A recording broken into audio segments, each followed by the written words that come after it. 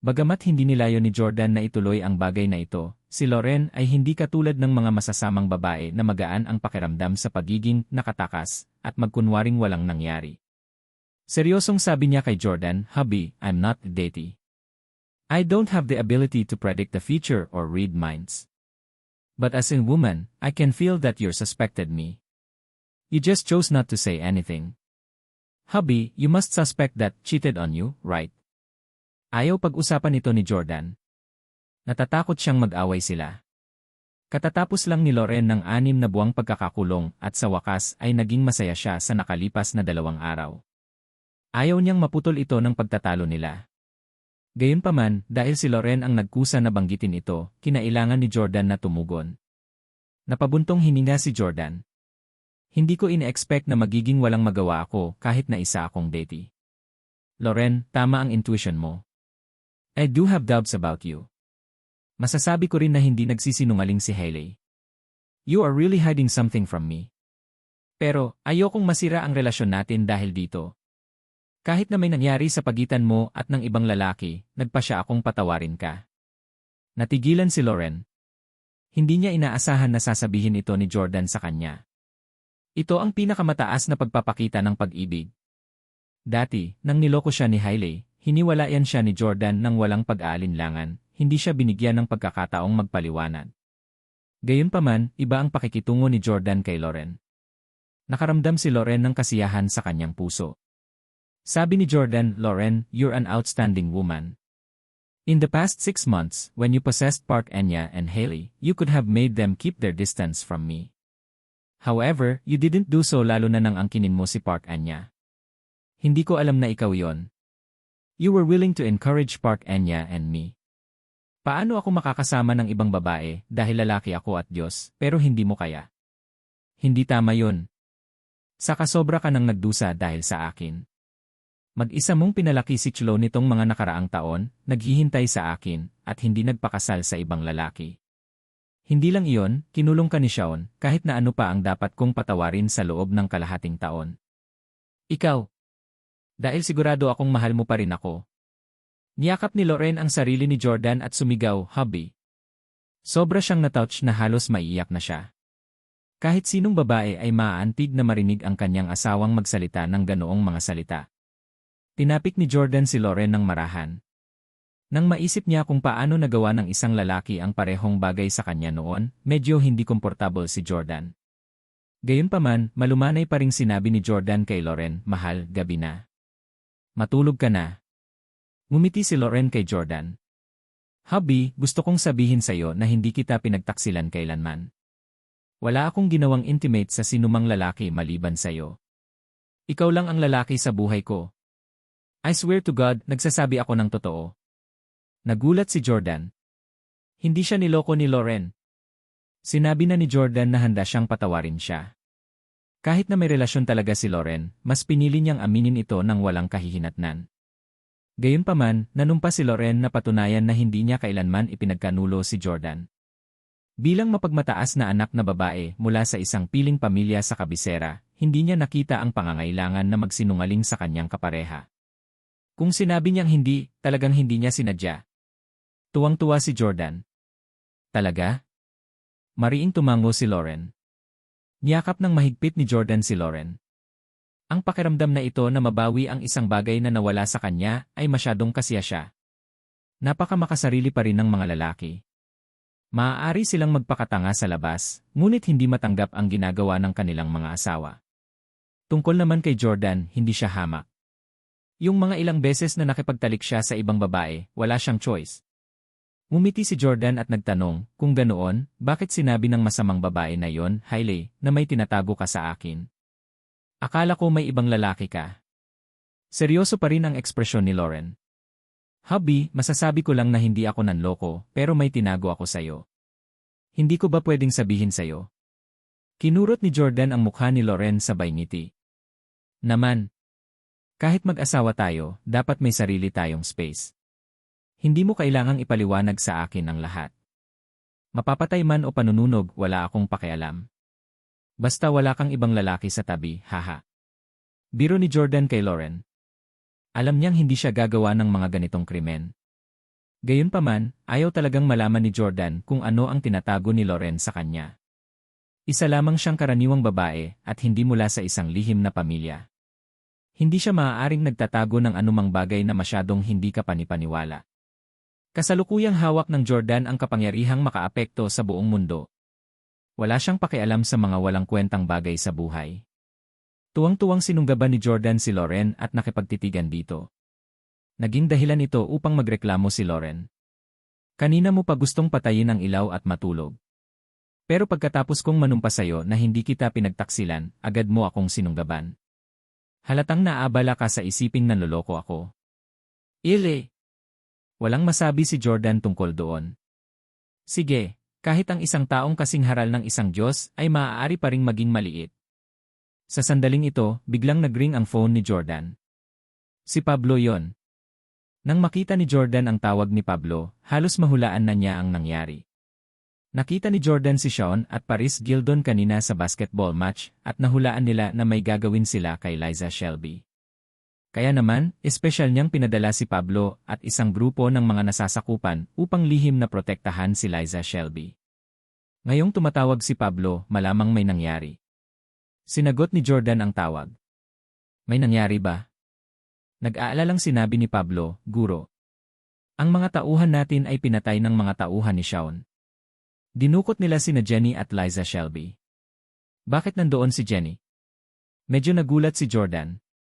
Sabi ni Pablo, kakatapos lang ng laro, sabay na bumalik sina Jenny at Liza Shelby sa hotel. Hindi na bumalik si Jenny sa kwarto niya.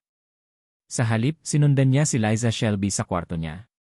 Nahuli sila ng mga tauhan ni Sean. Paumanhin, Master. Hindi ko nagawa ng maayos ang trabaho ko. Please punish me. Natural na walang intensyon si Jordan na parusahan si Pablo. Normal lang na mas malakas ang mga nasasakupan ni Sean kaysa kay Pablo at sa iba pa. Kahit na binuo ni Jordan ang Miraculous Serum, ito ay lubhang mahalaga. Hindi lahat ay kwalipikadong magkaroon nito ngayon. Galit na galit si Jordan. This done, Sean. Hindi lang si Liza Shelby ang inagaw niya, pati si Jenny kinuha niya. Binaliwala na niya talaga ako. No matter what, si Jenny ay dating hipag ni Jordan. Paano naging walang prinsipyo si Sean para makuha ang pamilya ni Jordan?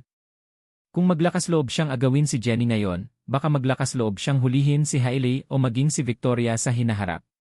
Kung hindi siya pinigilan ni Jordan sa pagkakataong ito, lalo lang magiging masungit si Sean. Sa sandaling ito, nagtanong si Loren, Hubby, may nangyari ba kay Liza Shelby? She is such an outstanding artist. She should not be harmed, Ila Sean. Hubby, you have to save her. Hinangaan ni Loren si Liza Shelby. Bilang isang mahusay na kagandahan, alam niya na mahirap manatiling walang asawa sa loob ng maraming taon. Gayunpaman, sulit ito. Alam din niya na kapag nahuli na ni Sean si Liza Shelby, walang sinuman sa mundo ang makakapagligtas sa kanya maliban kay Jordan. Tumango si Jordan kay Loren bago inutusan si Pablo. Ipadala agad sa akin ang kanilang lokasyon. Ako mismo ang mag-settle ng score kay Sean. Guro. Mabilis na nagbihis si Jordan. Tinulungan siya ni Loren na isuot ang kanyang sando. Habang ibinutas niya ang kanyang kamiseta, pinaalalahanan siya nito. Hubby, iligtas mo na lang sina Liza Shelby at Jenny. Huwag mo nang awayin si Sean. Masyado siyang sinister. Baka masaktan ka. Galit nang umuso si Jordan. Itong Wizard. Nung ginamit niya ako para tumulong sa research niya, lumuhod pa siya at tinawag akong tatay. Sa nakalipas na 6 na buwan, lagi siyang humble kapag kausap ako. Hindi siya naglakas loob na suwayin ako. Pero ngayong naniniwala siyang wala na akong silbi sa kanya, naglakas loob siyang baliwalain at asarin ako. I hate such ungrateful people. At saka, ikinulong kanya ng kalahating taon. Hindi kanya binigyan ng telepono, libro, piano, o anumang uri ng libangan. Gusto niyang mamatay ka sa kalungkutan. Paanong hindi ko ito matitiis? Sa puntong ito, bahagyang ibinaba ni Loren ang kanyang ulo. Hubby, actually, nagpadala pa rin siya ng isang tao para ayusin ang mga pelikula para sa akin. Bahagyang napawi ang galit ni Jordan. Oh, mukhang hindi ganap na Wizard ang lalaking ito. Medyo may konsensya. Ang pananatili sa isang bahay na mag-isa sa loob ng kalahating taon nang walang anumang libangan ay labis na pagpapahirap. Kahit sino ay mababaliw. Gayunpaman, bahagyang namula ang mukha ni Loren. Gayunpaman, hindi sila seryosong mga pelikula. Sila ang mga bastos at tahasang mga pelikula. Hindi ako nangahas na panoorin sila. Ano? Ang galit na katatapos lang humupa sa Jordan ay agad na sumibol muli, at ito ay 100 beses na mas magulong kaysa dati.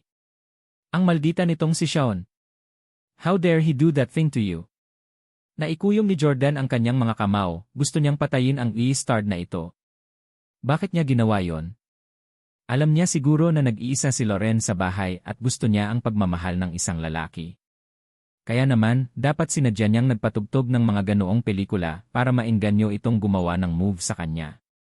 Hindi na nga si Sean na hawakan si Loren, ngunit maaari niya itong tuksuhin na magkusa. Kaya kahit may mangyari sa kanilang dalawa, siguradong hindi maglalakas loob si Loren na sabihin kay Jordan ang totoo. At mukhang inosente si Sean. Ding! Nakatanggap ng lokasyon si Jordan. Sean, i-start ka.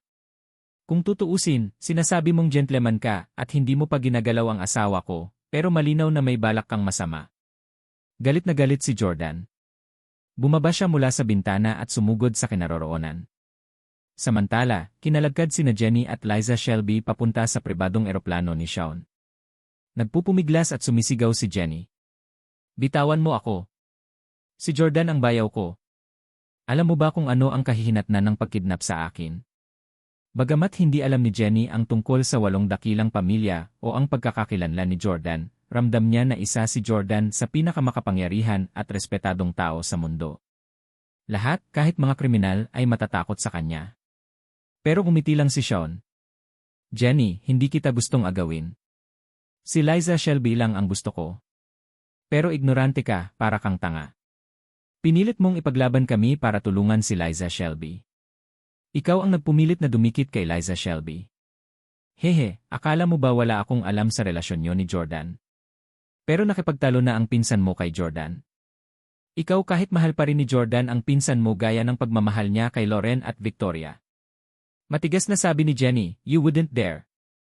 Dahil ang mga maglalakas loob na saktan ang aking bayaw ay mamamatay ng malungkot. Walang exception. Smack! Sinampal ni Sean si Jenny. Bagamat marami siyang makapangyarihang pamamaraan at madaling pumatay ng tao, ang kanyang pisikal na lakas ay napakakaraniwan. Hindi ito isang malakas na sampal. Galit na sabi ni Sean, you little widye, the entire country have already seen your hubad photos, yet you have the cheek to shout at me. Mukhang masyado akong mabait sa'yo. Dapat ay naglabas pa ako ng mga video sa inyo ng boyfriend mo, Xavier. Natigilan si Jenny. Simula ng insidenteng iyon, hindi na niya makontak si Xavier. Naisip niya na sadyang nagtatago ito sa kanya at naniniwala siyang tipikal mo lang siyang hamak. Tanong ni Jenny, ikaw ba ang naglabas ng mga larawan? Nasaan si Xavier? Anong ginawa mo sa kanya? Tumawa si Sean. Tama. Ako ang nag-post ng mga larawan, hindi ang torpe mong boyfriend. Ang bobo mong boyfriend, ginagamit ko siyang test subject para sa mga eksperimento ko. Kung sinuswerte siya, hindi pa siya dapat patay. Hahahan. Galit na galit si Jenny. Ang kanyang karera sa pag-arte ang pinakamahalaga sa kanya. Pero sinira ito ni Sean.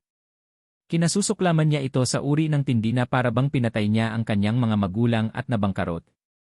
Kahit alam ni Jenny na may bentahe sa numero ang kabilang partido at mahina siyang babae na hindi posibleng manalo kay Sean, kinuyom pa rin niya ang kanyang pink na kamao at sinuntok siya.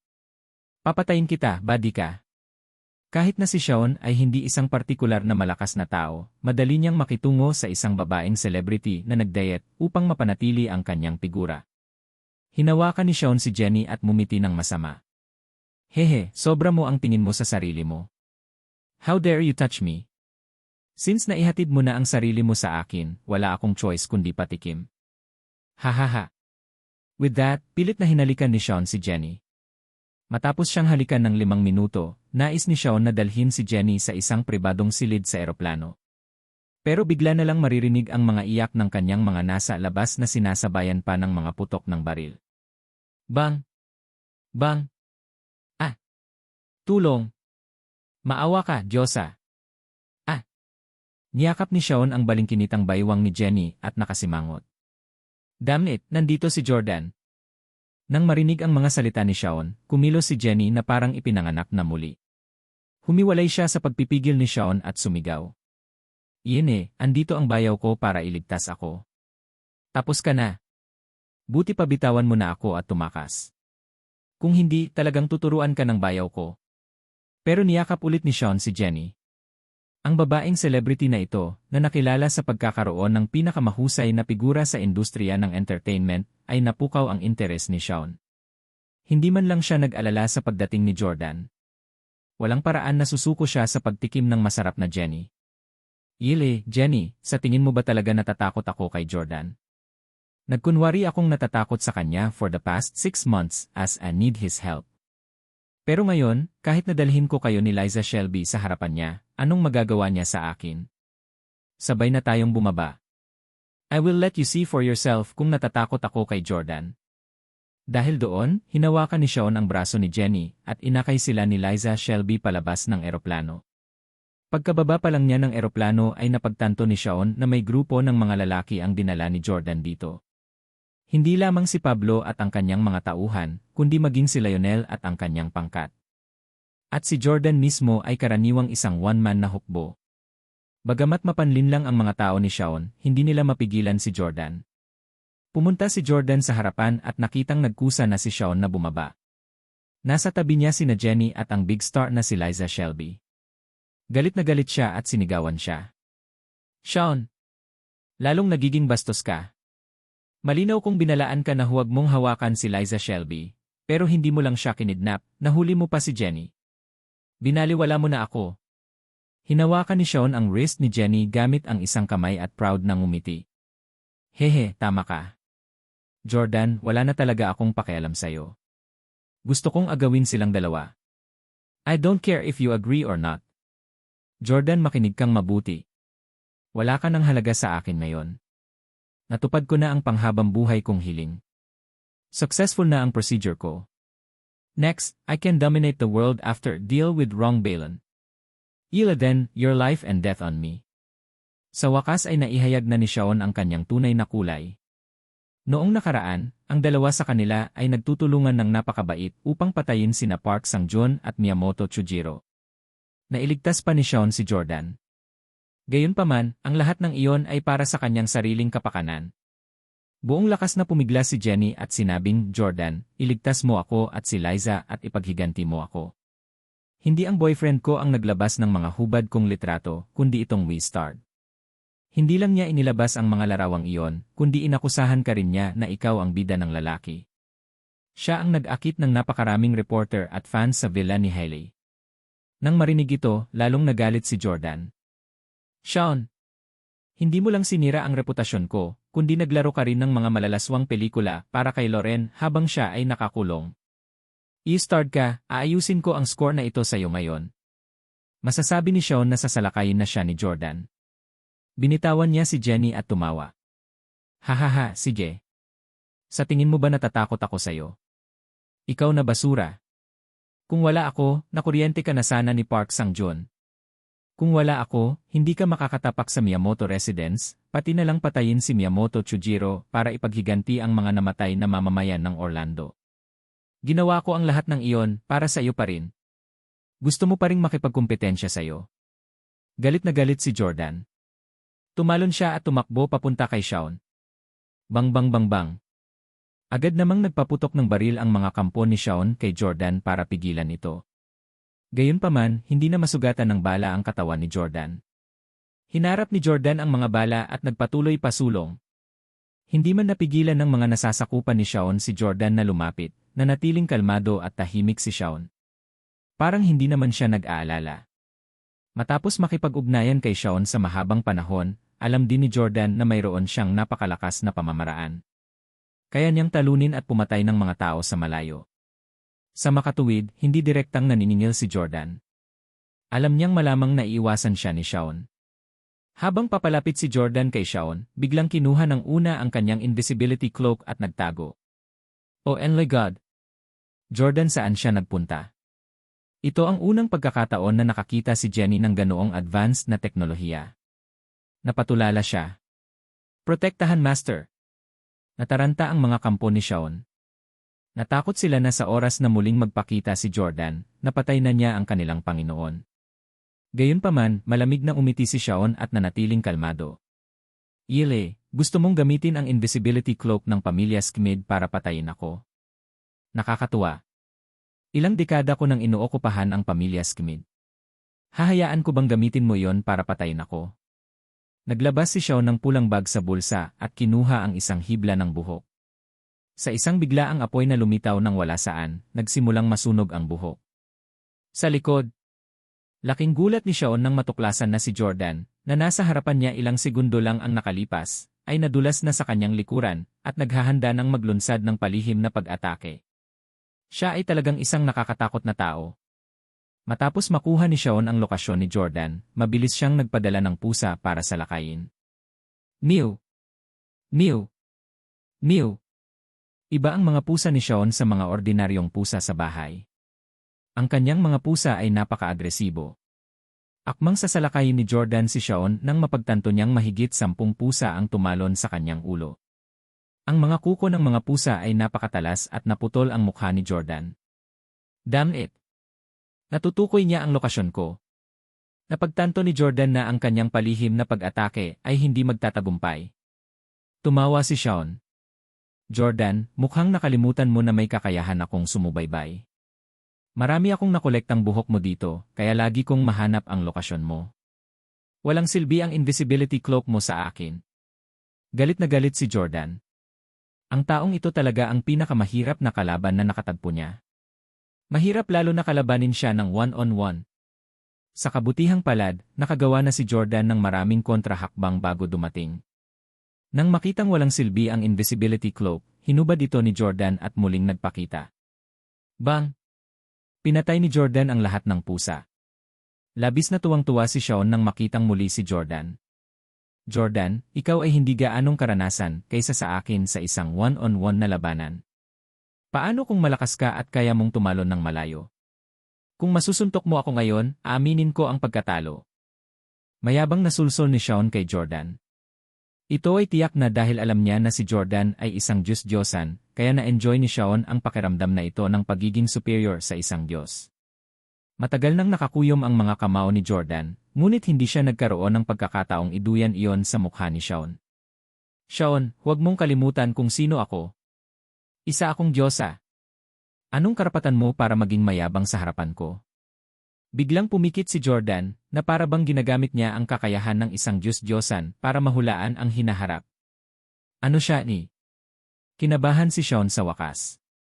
Talagang sobrang ingat siya sa kakayahan ng Diyos ni Jordan. Pagkatapos ng lahat, nakikita ni Jordan kung ano ang mangyayari sa hinaharap, ngunit hindi makita ni Shaun. Biglang iminulat ni Jordan ang kanyang mga mata at agad na inutusan ang kanyang mga nasasakupan, lahat, lumayo sa eroplanong ito. Huwag kang lalapit doon. Pumunta sa bakanting espasyo sa harapan. Nataranta si Shaun nang marinig ang bilin ni Jordan.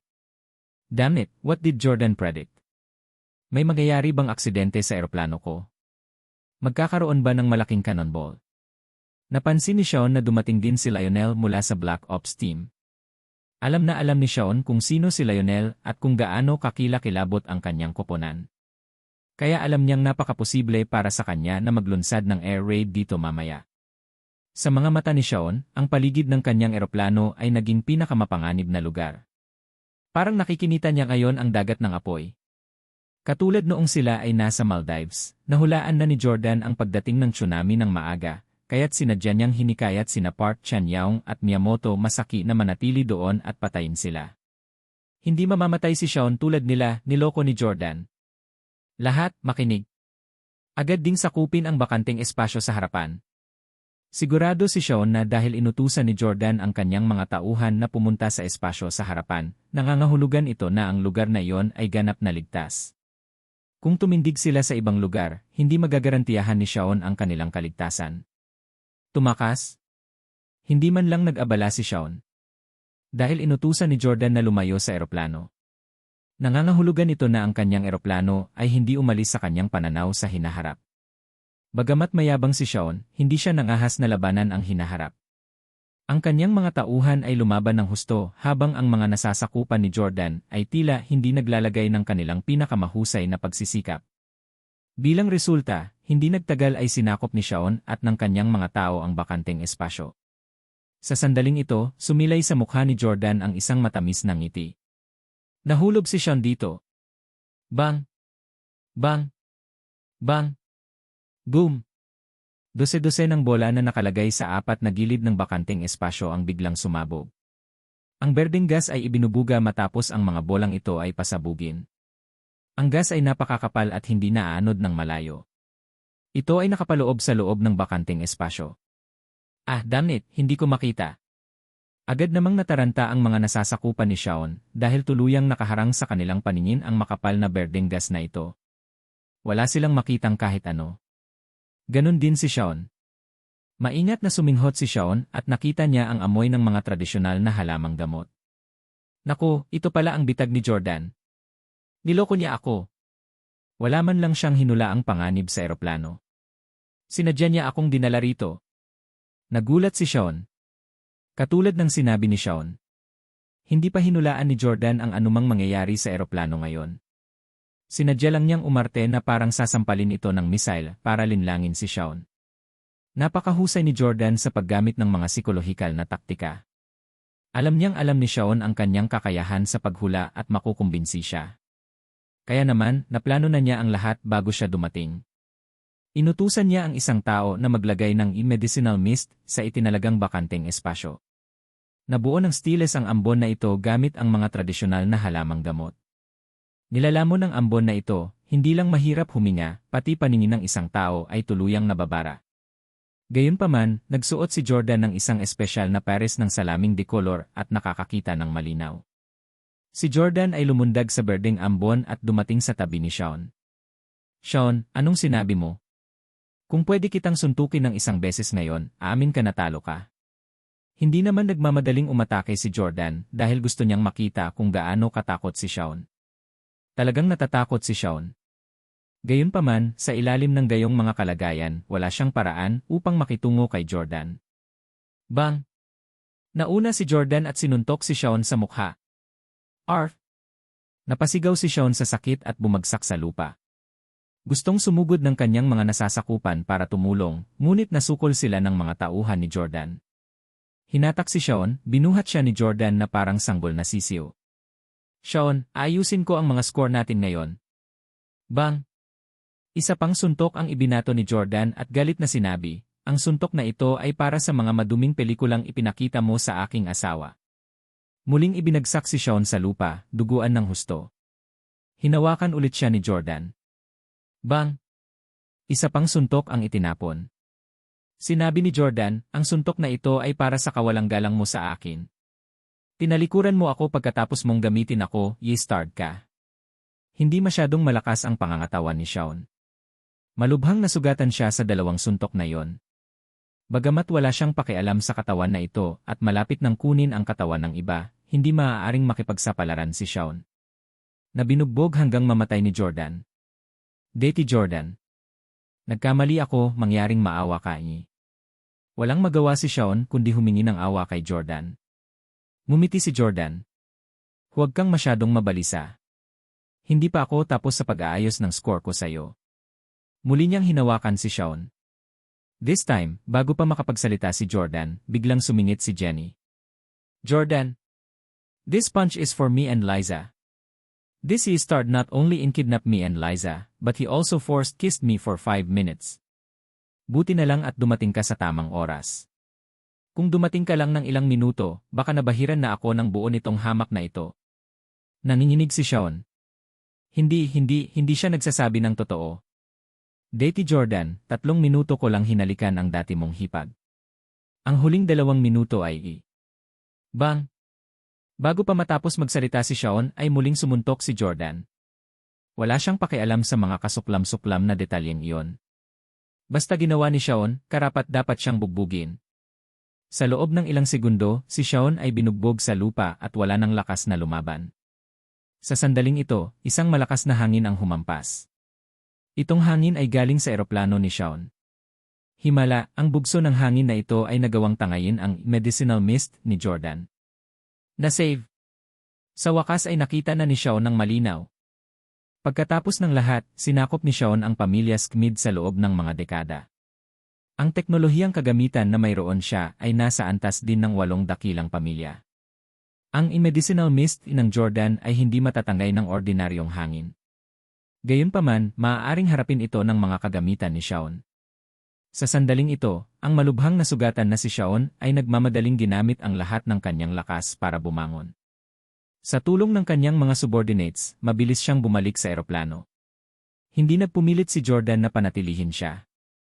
Sa katunayan, hindi man lang niya pinilit na manatili ang babae ni Shaun, si Paris Gildon. Sa halip, pinayagan din niya itong makatakas. Bago umalis si Shaun, kailangan pa niyang sabihin ang huling salita. Jordan, panalo ka. Tatandaan ko lahat ng ginawa mo sa akin ngayon. Malamig na singhan ni Jordan. Bakit siya matatakot kay Shaun? Hindi alam ni Shaun na sa kinabukasan, mas lalo siyang magiging walang magawa laban kay Jordan. Pagkaalis ni Shaun, lumapit si Pablo at nagtanong, Guro, bakit hindi mo siya pinatay ngayon lang? Ilang beses lang nasuntok ni Jordan si Shaun, kahit na nagkaroon siya ng pagkakataon na agad siyang patayin ng baril o ang laser weapon na ipinadala sa kanya kamakailan ni Jemmy. O di kaya, pwede niyang habulin si Shaun at bugbugin. Hindi bababasa, hindi magiging problema na pigilan din si Paris Gildon na makatakas. Gayunpaman, hindi ito ginawa ni Jordan. Sinabi ni Jordan kay Pablo, hindi pa pwedeng mamatay si Shaun. Wala akong kahit anong kakayahan. Siya ay isang hindi maikakaila na talento na gusto kong gamitin sa hinaharap. Nag-set up na si Jordan ng bitag sa mind transplant procedure. Hinihintay na lang niyang kunin ni Shaun ang pain. Sa sandaling magpalit ng isip sina Shaun at Rong Bailon, papalitan ni Shaun si Rong Bailon upang maging overlord of the world. Sa panahong iyon, madaling makontrol ni Jordan si Shaun, at sa pamamagitan ng pagpapalawig ng pamilya Rong at pagkatapos ay ang buong mundo. Gaya ng kasabihan, ang mantis ay nag-stalk sa sikada, hindi alam ang oriole sa likod nito. Walang ideya si Shaun na hinihintay siya ni Jordan na lumipat ng isip kay Rong Bailon, at si Jordan ang magiging ultimate winner kapag nangyari iyon. Sa sandaling ito, sina Jenny at Liza Shelby, na nailigtas, ay nasagasaan. Sobrang natouch si Jenny kaya tumulo ang luha sa mga mata niya. Jordan, ikaw talaga ang aking bayani. Sumakay ka sa isang berdeng ulap upang iligtas ako. Sobrang naantig ako. Sumulyap kay Jenny, naalala ni Jordan ang sinabi ni Shaun kanina. Sinabi niya na ang paghalik ay pinilit lamang sa unang 3 minuto. Ang natitirang 2 minuto ay hindi pinilit. Ang ibig sabihin ay halata. Gayunpaman, sa background at personalidad ni Jenny, hindi ito inaasahan. Alam na ni Jordan kung anong klaseng babae siya, kaya hindi man lang siya nabigo o nagulat sa inasal nito. Kaya naman, walang sinabi si Jordan. Para naman kay Liza Shelby, nakaranas siya ng matinding pagkabigla. Gayunpaman, napanatili pa rin niya ang eleganteng ugali ng isang top female celebrity habang pinasalamatan niya si Jordan. Jordan, maraming salamat sa pagligtas mo sa akin ngayon. Kung hindi ka dumating sa oras, hindi ko alam kung ano ang nangyari sa akin. Nagmamadaling nagpasalamat si Liza Shelby. Diretsong sinabi ni Jordan, kung nakarating lang ako ng isang hakbang, namatay ka na. Liza Shelby, kalimutan mo na ang lahat ng nangyari kanina. Huwag mong sabihin kahit kanino. Para sa ikabubuti mo ito. Nahulaan na ni Liza Shelby na hindi ordinaryong tao si Jordan. Ang invisibility cloak, ang herbal na ambon at ang kakaibang pag-uusap sa pagitan ina Jordan at Shaun ay lahat ay nagpapahiwatig na si Jordan ay kabilang sa mga piling tao na kakaunti ang nakakasalamuha. Si Liza Shelby ay palaging malayo at pinananatili ang isang solong katayuan. Siya ay isang diyosa ng yelo na nagpaluhod sa hindi mabilang na mga lalaki sa via at dumila sa kanyang bota. Pero ngayon, hinahangaan niya si Jordan. Jordan, maaari ko bang makuha ang iyong kontak? Sana ay magkaroon ako ng pagkakataon sa hinaharap na mabayaran ka sa pagliligtas sa aking buhay. Hindi nagtanong si Jordan kung paano niya ito babayaran. Marahil ito ay isang pagkain lamang, o marahil ay matutulog siya sa kanya. Gayunpaman, hindi siya binigyan ni Jordan ng pagkakataon. Hindi na kailangan. Napakagatlabi si Liza Shelby. Mula nang sumikat siya sa entertainment industry, hindi na mabilang na mga lalaki ang humingi ng contact details sa kanya. Ito ang unang pagkakataon sa kanyang buhay na siya ay nagkusa na magtanong sa isang tao, ngunit siya ay tinanggihan. Samantala, si Sean ay lumipad na palabas ng kabisera at ginagamot ng kanyang doktor sa eroplano. Ay, masakit. Napakawalang awa ng starred na si Jordan na yon. Muntik na akong mabugbog sa kanya. Nabugbog at namamaga ang mukha ni Sean. Kung ikukumpara sa kanyang dating mayabang na ugali, ang pagkakaiba ay parang langit at lupa. Sa tabi niya, lumuhod si Paris Gildon at personal na nilinis ang kanyang mga sugat. Tumulo ang luha sa kanyang mukha. Master Sean, huwag na nating buluhin muli si Jordan. Tutal, isa siyang diyosa. Mahuhulaan niya ang kinabukasan. Kahit paano natin siya labanan, dehado tayo. Nag-isip sandali si Sean. Iyon talaga ang nangyari. Kahit na dumating ang oras na matalo ni Sean si Jordan, nahulaan na niya ang kahihinatnan nito at tumakas noon pa man. Lalayuan muna namin si Jordan. Gayunpaman, nakialam siya sa usapin mo. Hindi ka na makapagpalit ng isip kay Liza Shelby ngayon. Napabuntong hininga si Paris Gildon. Hindi ba talaga ako nakatadhana na maging isang A-list celebrity? Sabi ni Sean, Paris, masyadong makitid ang pag-isip mo. Ano ba ang maganda sa pagiging female celebrity? Kahit gaano pa kasikat ang isang female celebrity, sa mata ng mga privileged na tulad natin, isa lang siyang tool at our beck and call. Baka tadhana na. Instead of let you swap minds with Liza Shelby, you're going to get one more valuable. Sabi ni Paris Gildon, ibig mong sabihin. Ngumisi si Sean. Jeng An Lee. Kung kaya mong makipagpalitan ng isip kay Jeng An Lee, hehe, makokontrol mo ang buong pamilya Jeng An Lee at maging pinakamakapangyarihang babae sa mundo. Napakatukso ngunit nanatiling walang pakialam si Paris Gildon. Kung tutuusin, siya ay isang tanyag na tao na hindi nakakuha ng tamang edukasyon. Ang kanyang mga iniisip ay mababaw at ang kanyang pananaw sa mundo ay limitado sa industriya ng entertainment. Nag-aatubili na sinabi ni Paris Gildon, masyadong matanda na si Jeng An Lee. Napakabata ko pa. Paano ako makikipagpalitan ng isip sa isang matandang babae? Isang kawalan sa akin.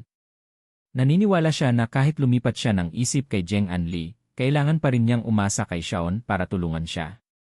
Wala siyang alam tungkol sa manipulasyon.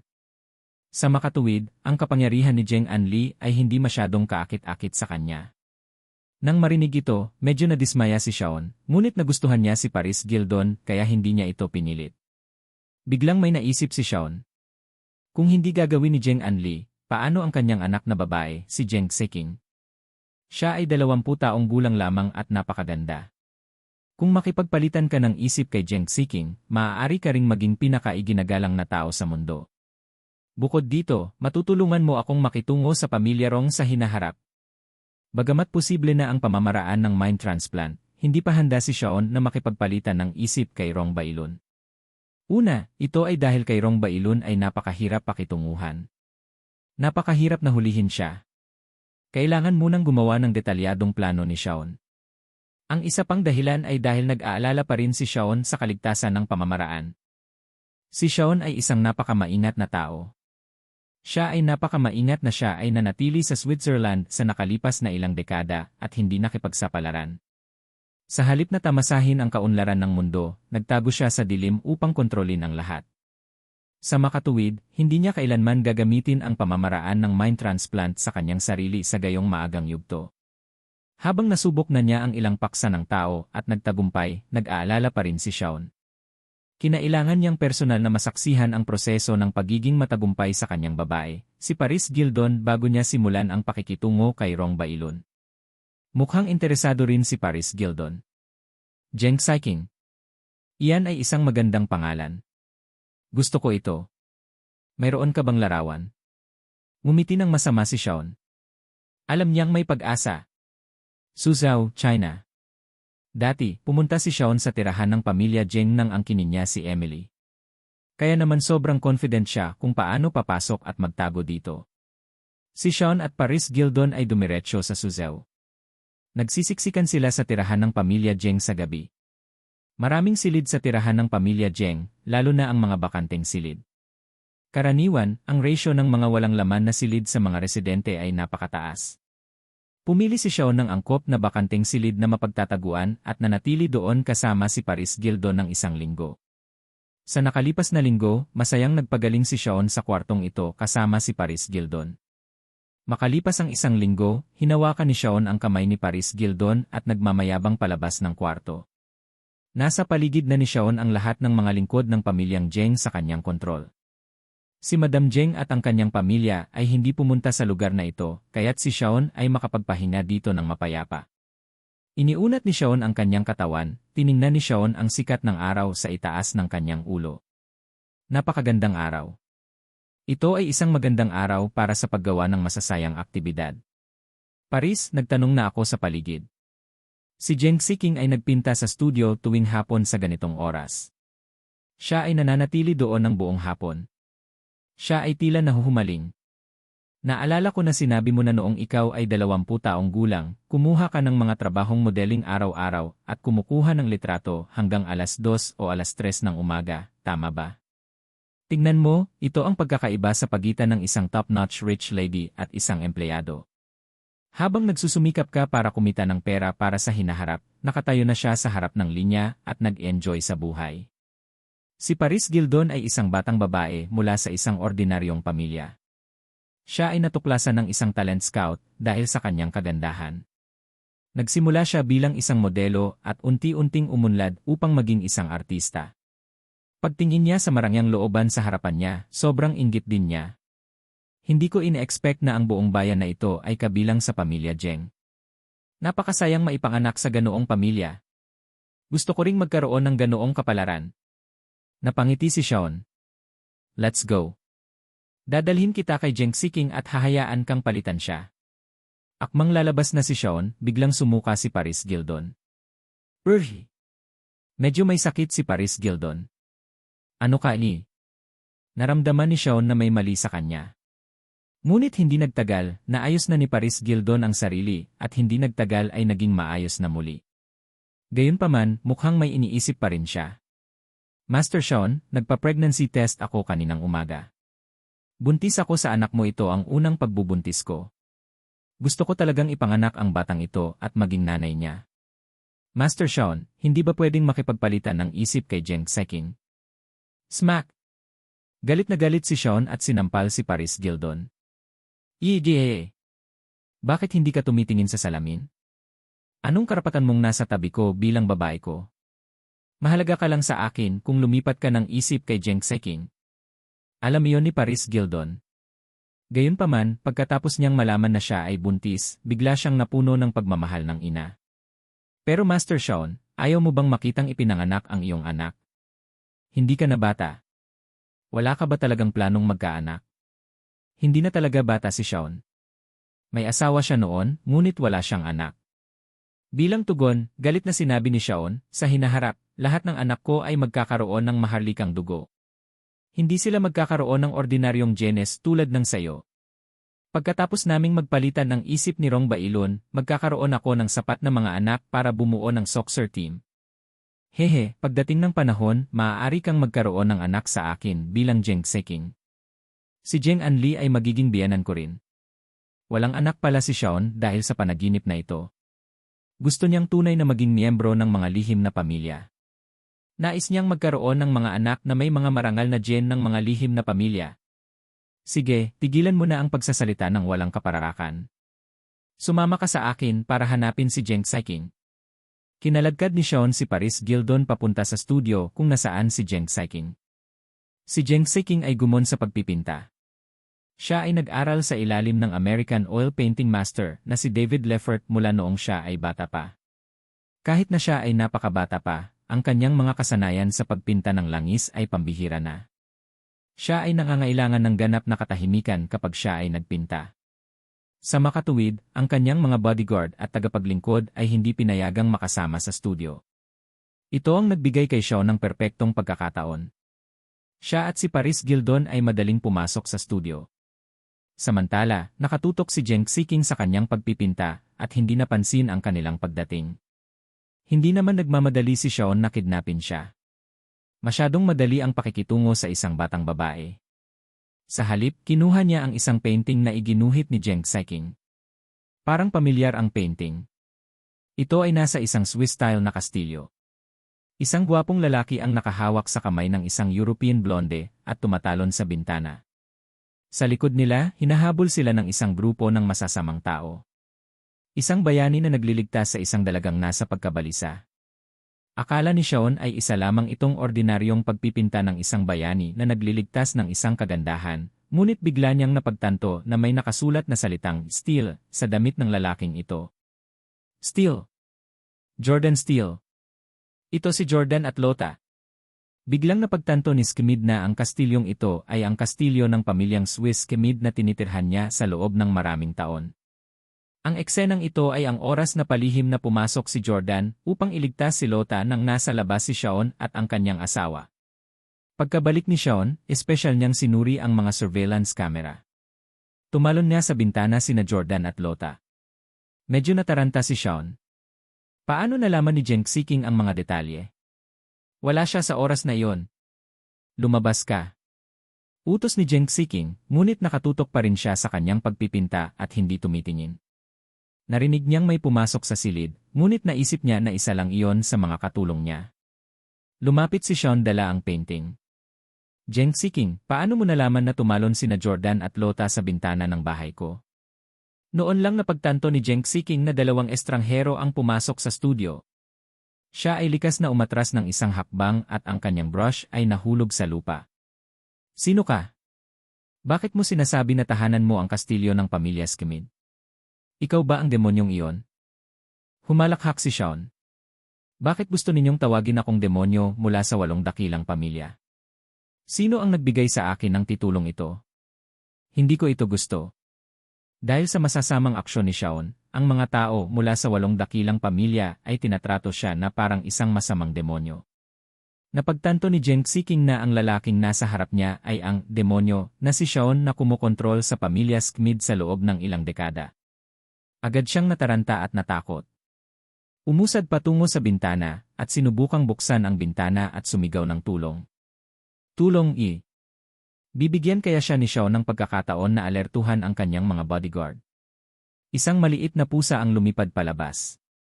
Gumamit ng lubid si Sean para itali ang leeg ng pusa at hinila ng malakas. Si Jenk Seeking, na nasa bintana na, ay biglang umatras mula sa bintana at bumagsak sa lupa. Lumapit si Sean at sinabi kay Jenk Seeking, huwag ka nang magpumiglas. 7 araw na akong nagtatago dito, nag-aabang lang ako ng oras. Sa tingin mo ba ay kikilos ako ng padalos-dalos? Walang magliligtas sa'yo, anak. Kinasusuklaman siya ni Jenk Seeking, ngunit wala siyang magagawa. Patuloy na hinahangaan ni Sean ang painting. Ang mga kasanayan sa pagpipinta ni Jenk Seeking ay masasabing nasa master level. Nakita ito ni Sean na nakalulugod sa mata. Hindi mo pa ako sinasagot. Paano mo nalaman ang nangyari sa bahay ko? Nandoon ka rin ba? Si Jenk Seeking ay nasa lupa pa rin. Sinabi sa akin ni Lotta, naiinis niyang sabi. Magkaibigan kami ni Lotta. Madalas kaming nag-uusap sa virtual world. Ito ay hindi masyadong nakakagulat. Magkasing edad lang sina Jenk Seeking at Lotta. Pareho silang anak ng 8 dakilang pamilya at parehong cute-looking. Hindi nakakagulat na naging magkaibigan sila. Naliwanagan si Sean. Kaya si Lotta ang nagsabi sa'yo. I should have expected that you're good friends with her. Speaking of which, Lotta is half her daughter. Ako mismo ang nagpalaki sa kanya. Habang sinasabi niya ito, mukhang proud na proud si Sean nang magsalita siya tungkol kay Lotta. Lumuwa si Jenk Seeking at mapang-asar na sinabi, ikaw na demonyo, huwag mong isipin na hindi mo itinuring si Lotta bilang iyong anak. Kung hindi siya nailigtas ni Jordan sa tamang panahon, si Lotta ay nadungisan mo. Tumawa si Sean. Wow, alam mo rin yun? Mukhang napakabuting magkaibigan talaga ni Lotta, not bad. Well, it's indeed the greatest regret that didn't get Lotta. But you look good too. Baka mapalitan mo si Lotta at tulungan mo akong makabawi sa panghihinayang na ito. Dinuraan ni Jenk Seeking ang mukha ni Sean. Managinip ka. Galit na galit si Jenk Seeking. Hindi naman galit si Sean. Pinunasan niya ng tissue ang laway sa mukha niya at umiling. Kisay.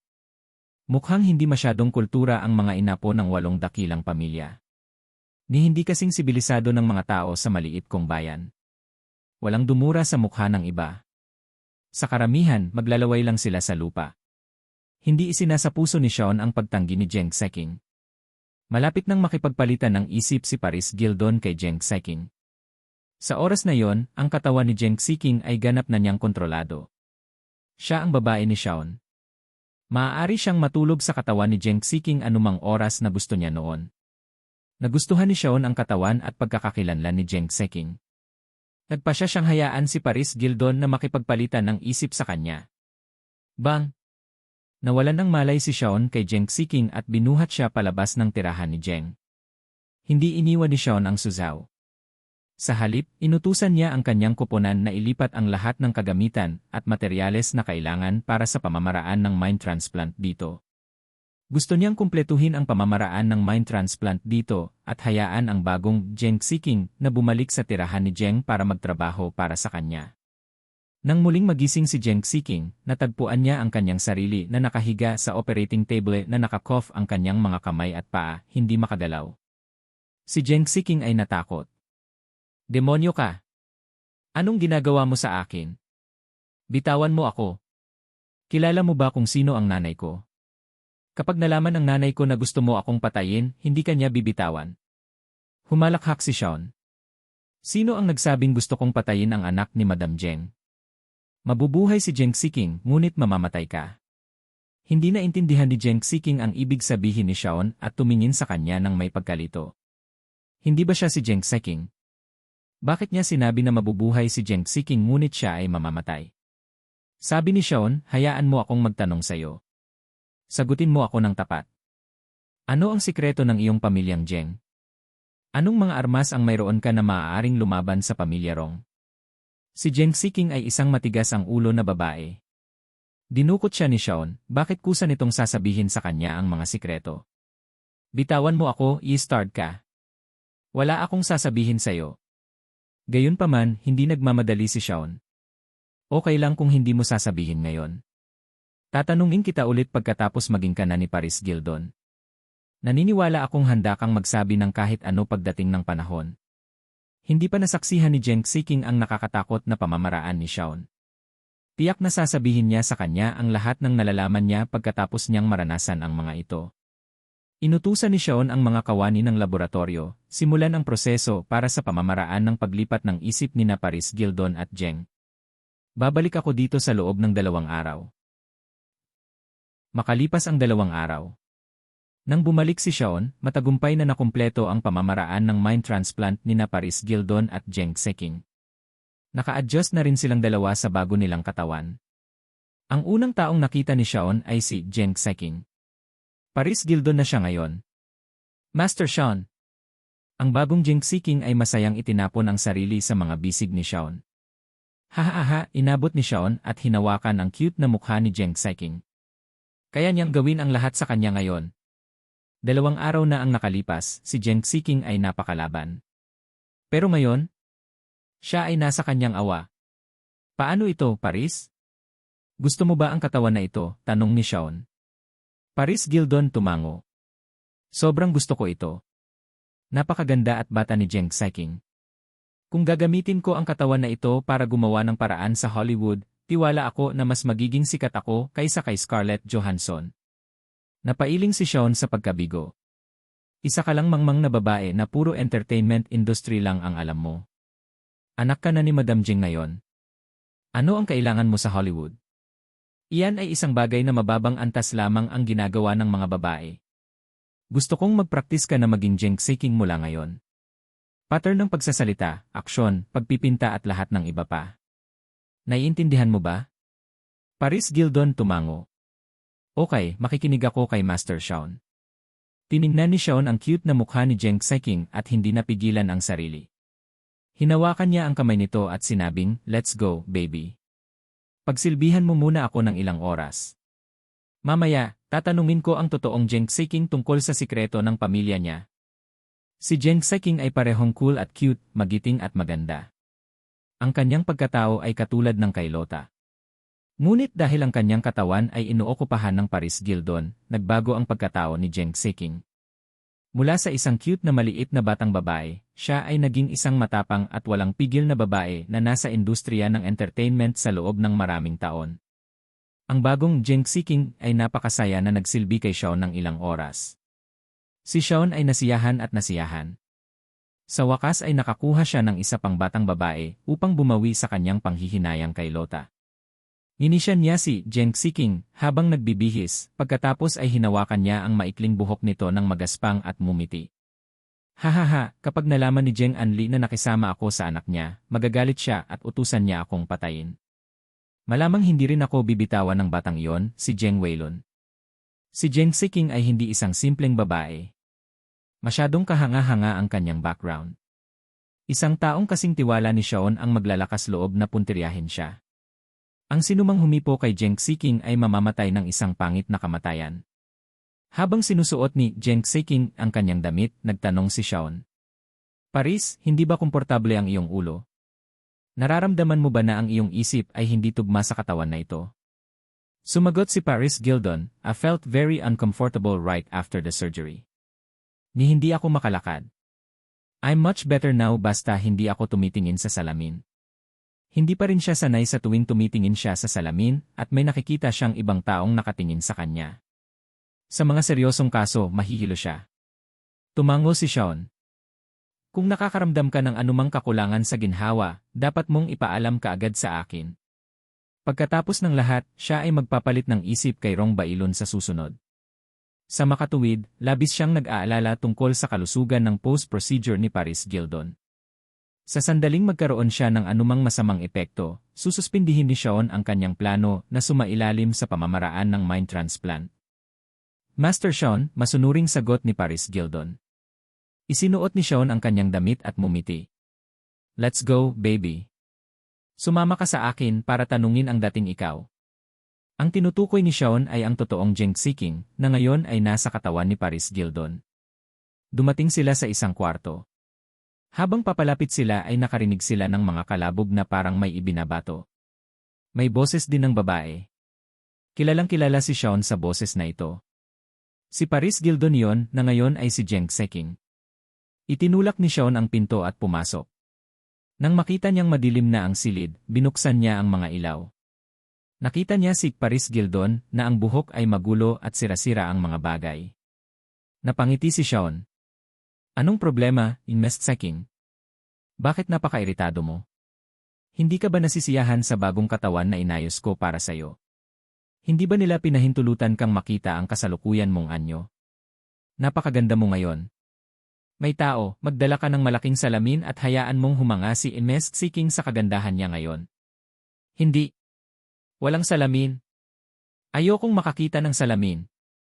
Si Jeng Seeking ay sumisigaw ng ligaw. Dati, nakita niya ang kanyang bagong pagkatao sa salamin at napagtanto na nagbago siya mula sa isang cute na babaeng Chinese sa isang mas matandang babaeng Caucasian. Kahit na si Paris Gildon ay itinuturing na isang tanyag na tao, ang kanyang karera sa pag-arte ay nagkaroon ng napakaraming iskandalo. Maraming tao ang napupuot sa kanya. Bukod dito, ang kanyang mga malalaswang larawan ang pinakasikat na bahagi niya ngayon. Bilang karagdagan, si Jeng Seeking ay mula sa dakilang pamilyang Jeng at ipinagmamalaki ang kanyang marangal na katayuan at pamana ng Chino. How could she take it ngayong bigla na lang siyang naging isang matandang artistang Amerikano na may kilalang reputasyon? Sa wakas ay nalaman ni Jeng Seeking kung gaano kalakas si Sean. Hindi na siya naglakas loob na labanan siya. Lumuhod siya sa harapan niya at umiyak. Please, change me back. I don't want to be this woman. Please change me back. Gagawin ko lahat ng gusto mo. I can sleep with you. I can do anything for you.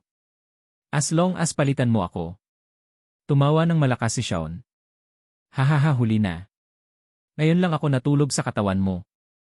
Sa sandaling ito, pumasok si Paris Gildon. Inokupa ni Paris Gildon ang katawan ni Jeng Seeking ngayon. Nang makita siya ng totoong Jeng Seeking, galit siyang bumangon at gusto siyang patayin. Pero pinigilan siya ng mga kampo ni Sean. Ibalik mo. Ibalik mo ang katawan ko. Mga demonyo. Umiyak at sumigaw si Jeng Seeking. Napangiti si Sean. Jeng Seeking, hindi ko ina-expect na virgin ka pa sa edad na 20. Kiray. Iba talaga ang top-notch na pamilya. Mas maganda ang pagpapalaki nila, hindi tulad ng mga ordinaryong tao na nagsimulang makipag-date noon pang middle school. I'm very honored to be your first man. Hahaha, you have cherished for me you never expected virginity. Tama. Napagtanto ni Jeng Siking na ang kanyang orihinal na katawan ay nasira na ni Shaun. Naiiyak siya sa put at galit. Naglakad si Shaun at pinanood ang pagtulo ng kanyang mga luha sa kanyang pisngi. Nagpatuloy siya sa mga masasakit na salita.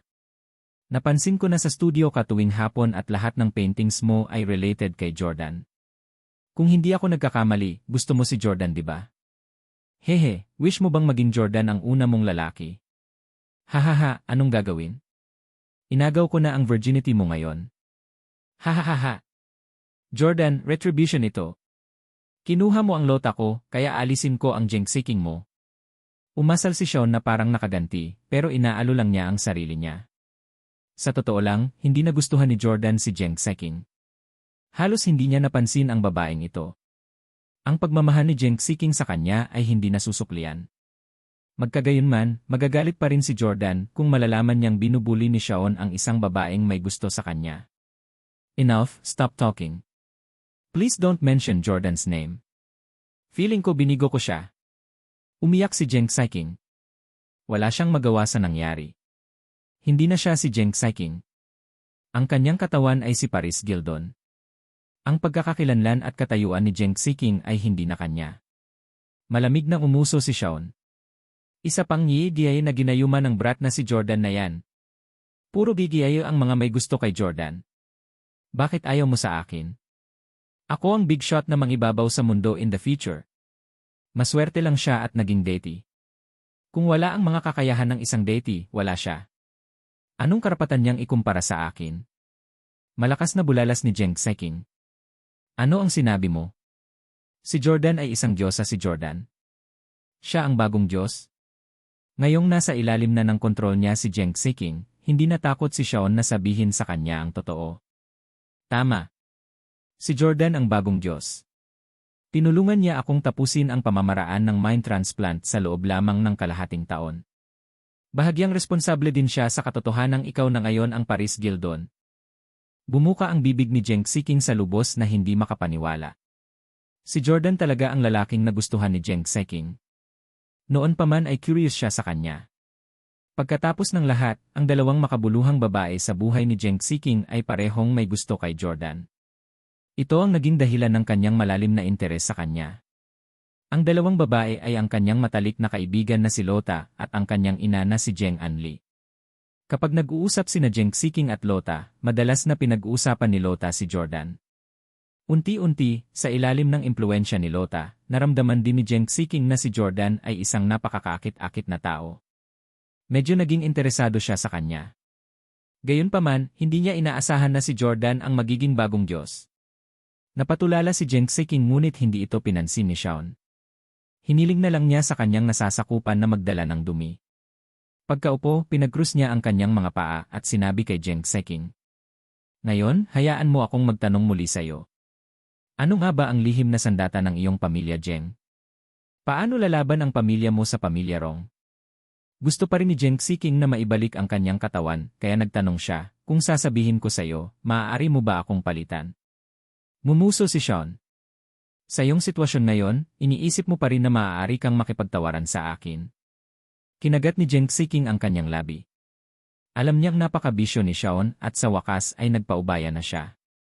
Sige, sasabihin ko sa iyo. Sasabihin ko sa iyo ang sikreto ng pamilyang Jeng. Nagdable din kami sa mga armas ng laser. Hindi kami mas mababa sa pamilya Addington. Gayunpaman, ang aming pangunahing focus ay mga bombang papel. Mga bombang papel. Magsindi na sana ng sigarilyo si Shaun nang marinig niya ito. Natigilan siya.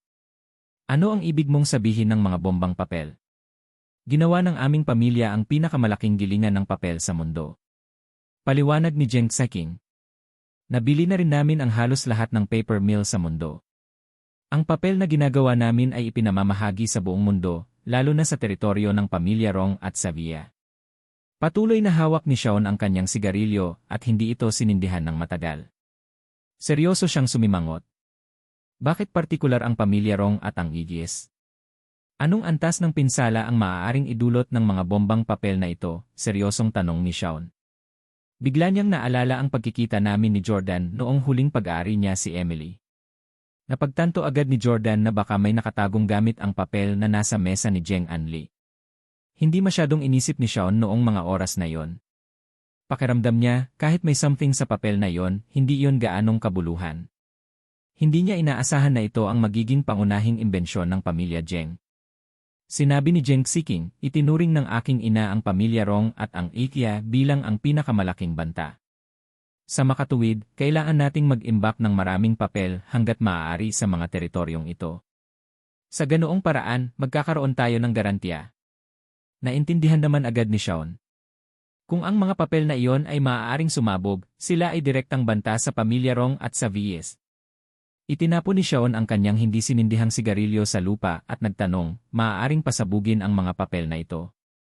Gaano kalakas ang mga ito?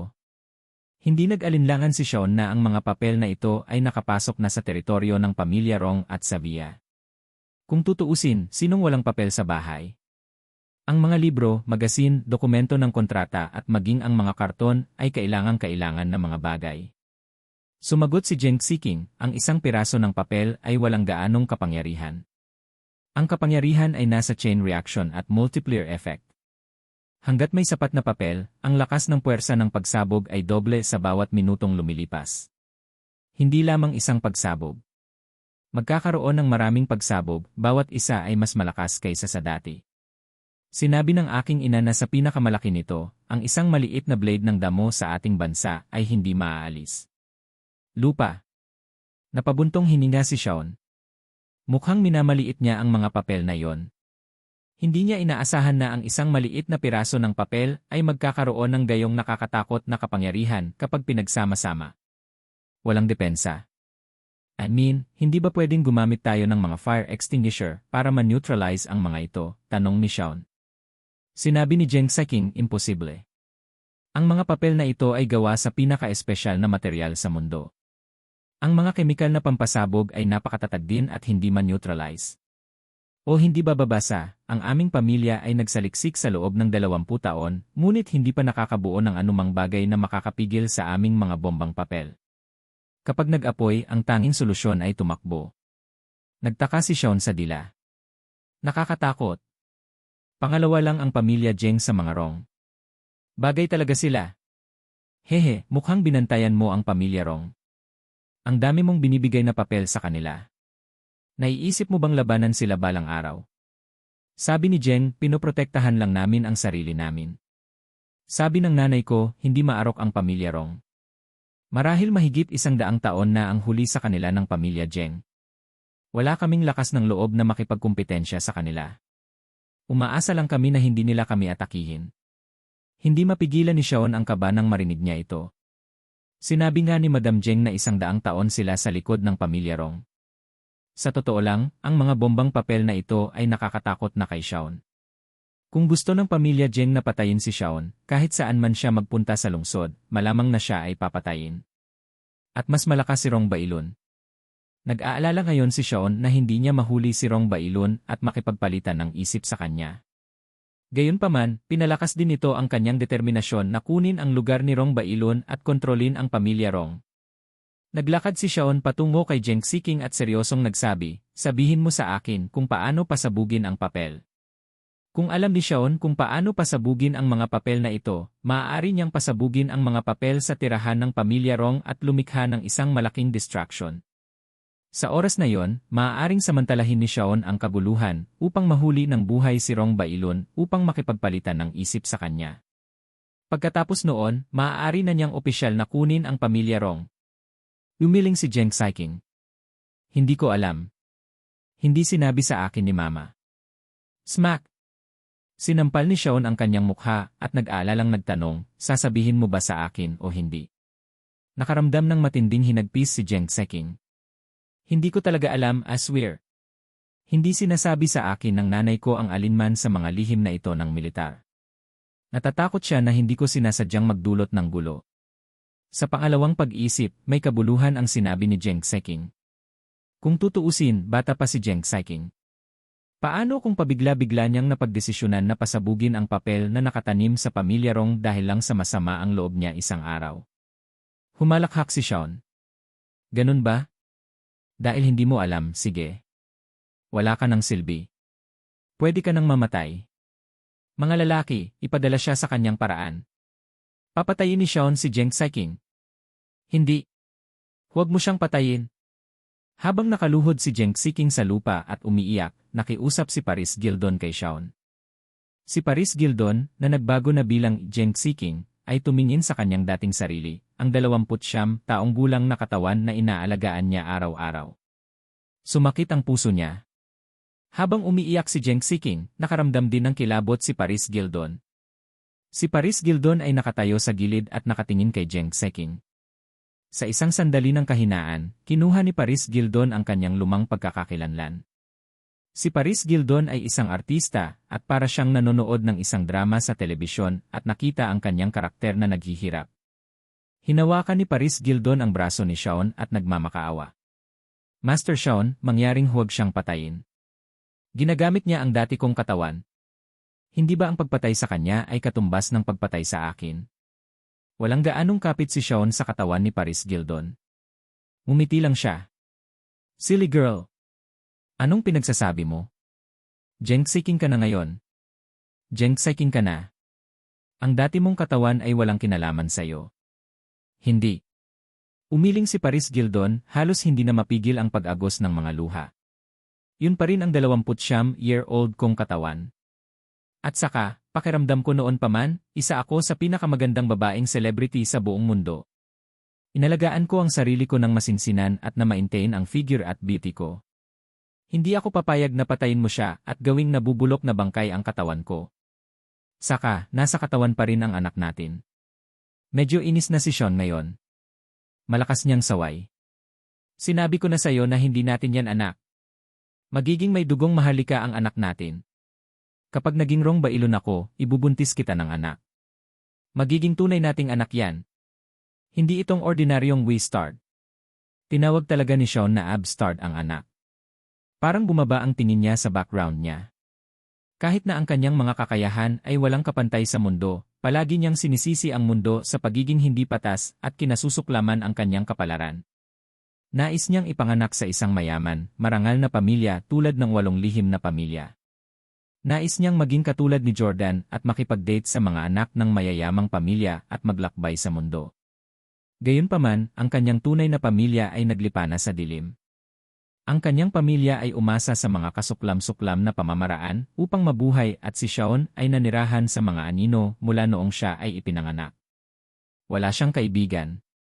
Nagdulot ito ng sobrang baluktot ng kanyang pagkatao. Ngayon, sa wakas ay nagkaroon na siya ng pagkakataon na baguhin ang kanyang kapalaran. Nanumpa siya na kahit sinong anak niya ay hindi magmamana ng makapangyarihan, ngunit maitim na pamamaraan ng pamilya Handley. Sa halip, umaasa siya na ang kanyang anak ay maaaring maging isang matuwid na miyembro ng isang marangal na pamilya. Hindi na nga si Paris Gildon na pabulaanan si Sean. Lumuhod siya sa lupa. Master Sean, mangyaring huwag patayin ang matandang ako dahil sa buong puso kong paglilingkod sa iyo ngayong taon. Napatingin si Sean kina Jeng Saiking at Paris Gildon. Nag-aatubili din siyang pabayaan si Paris Gildon. Sige, maaari ko siyang iligtas pansamantala. Gayunpaman, ang bata sa kanyang tiyan ay hindi dapat ipanganak. Ang ordinaryong Me-Start na yon kasama ang aking mga lumang Jin ay hindi karapat-dapat na magmana ng aking kaharian. Dahil doon, galit na lumabas si Sean. Si Paris Gildon at Jeng Saiking lamang ang naiwan sa silid. Nagkatinginan silang dalawa ng may halong emosyon sa kanilang nakaraan. Ito ay isang hindi akalain na eksena. Si Paris Gildon ay naging Jeng Saiking. Bagamat nagbago na siya mula sa isang pheasant at naging isang phoenix, na-miss niya pa rin ang kanyang nakaraan. Para itong isang taong naglalaro ng video game at pakiramdam na hindi sapat ang kanilang kasalukuyang karakter. Maaari silang gumastos ng pera upang magrenta ng isang account na may mas makapangyarihang karakter na laruin sa loob ng ilang oras. Marahil ang inuupahang karakter ay mas mahusay na gamit at may mas mataas na antas. Bilang resulta, ang manlalaro ay maaaring manalo laban sa lahat ng kanyang mga kalaban at makaranas ng isang pakiramdam ng tagumpay. Gayunpaman, ang inuupahang karakter na ito ay hindi nilinang ng manlalaro at hindi siya magkakaroon ng anumang malalim na damdamin o kalakip dito. Kahit na ang orihinal na karakter na kanyang nilinang ay napakasama, siya ay makaramdam pa rin ng sobrang nostalgic. Alam ni Zheng Ziqing na pinahahalagahan pa rin ni Paris Gildon ang kanyang lumang katawan. Mabilis niyang hinawakan ang kamay niya at nagmamakaawa. Ella Gildon, nakikiusap ako na ipagpalit mo ang katawan natin. Pumayag ako sa kahit anong gusto mo. Bibigyan kita ng 100 bilyon, hindi 1 trilyong dolyar. Ibibigay ko sa iyo hanggat gusto mo. Hindi ka ba celebrity? Susuportahan kita at gagawin kitang pinakasikat na female celebrity sa buong mundo. I swear, I can do it just Zheng, I can do it. Kung nakilala ni Paris Gildon si Zheng Ziqing nang mas maaga at narinig ito, magiging masaya siyang sumunod. Umiling si Paris Gildon. Paumanhin, Zheng Ziqing. Huli na. Huli na ang lahat. Hindi ko kayang suwayin ang utos ni Master Shaun. Gusto niyang gamitin ang kasalukuyang kalagayan ko para makipag-ugnayan sa iyong ina at pagkatapos ay gamitin ang pamilya mo para makitungo sa pamilya Rong. Hindi niya tayo papayagang bumalik. Bukod pa rito, mula sa teknikal na pananaw. Sinabi ni Jordan na isang beses lang magagawa ang mind transplant procedure. Imposibleng magbago tayo ngayon. Nabigo si Zheng Ziqing. Sinabi talaga ni Jordan yan. Tumango si Paris Gildon. Hindi ko na kailangang magsinungaling sa'yo. Baka sa mga susunod na panahon mag-iba na. Pero sa ngayon, minsan lang tayo magpalit ng isip. Walang kwenta ang pagmamakaawa mo sa akin. Hindi ito magagawa. Kung pipilitin natin, pareho tayong mamamatay. Bumagsak si Zheng Ziqing, mukhang talunan. Naniniwala siya na hindi magsisinungaling si Paris Gildon sa kanya. Hindi sa naramdaman niyang mabuting tao si Paris Gildon, ngunit naniniwala siyang hindi magsisinungaling si Paris Gildon sa kanyang dating mukha. Saglit, nakaupo si Zheng Ziqing na parang palpak na lobo. Kinuha ni Paris Gildon ang kamay ni Zheng Ziqing. Maaari mo ba akong bigyan ng pabor? Walang sinabi si Zheng Ziqing. Hindi na siya makabalik sa dati niyang sarili at gusto pa rin siya ni Paris Gildon na tulungan siya. Bakit tutulungan ni Zheng Ziqing ang isang taong gumawa nito sa kanya? Gayunpaman, si Zheng Ziqing ay labis na interesado sa gusto ni Paris Gildon. Naging ganito na siya. Paano niya siya matutulungan?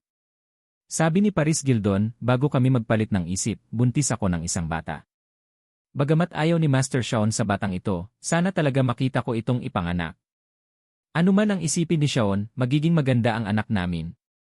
Noon pa man, gusto ko nang magkaroon ng anak na babae. I am guessing it will be girl. My daughter will be as beautiful as me.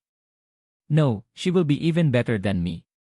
Papasok ang anak ko sa entertainment industry. Siguradong magiging number 1 beauty siya sa entertainment industry. Sana ma-accomplish ng anak ko ang mga bagay na hindi ko naabot sa buhay ko. Noong pumasok ako sa entertainment industry, wala akong pera o status. Para umangat sa taas, mapasali sa mga pelikula at maging bida sa babae, kailangan kong matulog kasama ang mga big boss, producer at director na yon.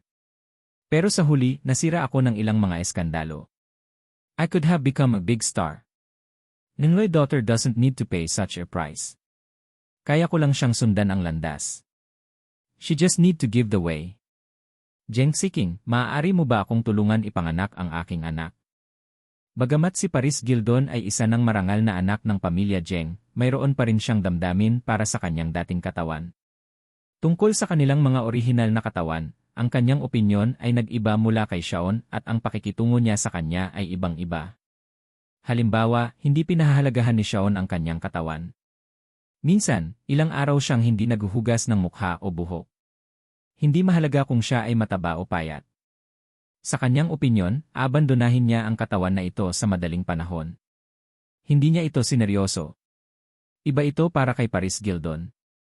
Mula nang pumasok siya sa entertainment industry, araw-araw na siyang gumagamit ng face mask, gumamit din siya ng pinakamahusay na mga produkto ng pangangalaga sa balat.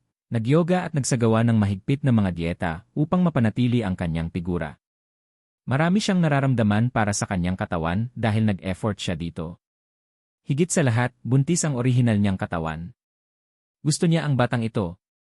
Si Jeng Siking ay isa ring matalinong babae. Hindi niya inisip ang paghihirap ng nangyari. Nang makita niyang kailangan ni Paris Gildon ang kanyang tulong, agad niyang tinalakay ang mga termino sa kanya. Basta pauwiin mo ako, pangako tutulungan kitang ipanganak ang sanggol. Nakipag-ayos si Jeng Siking. Umiling si Paris Gildon. Jeng Siking, napakawalang muwang mo.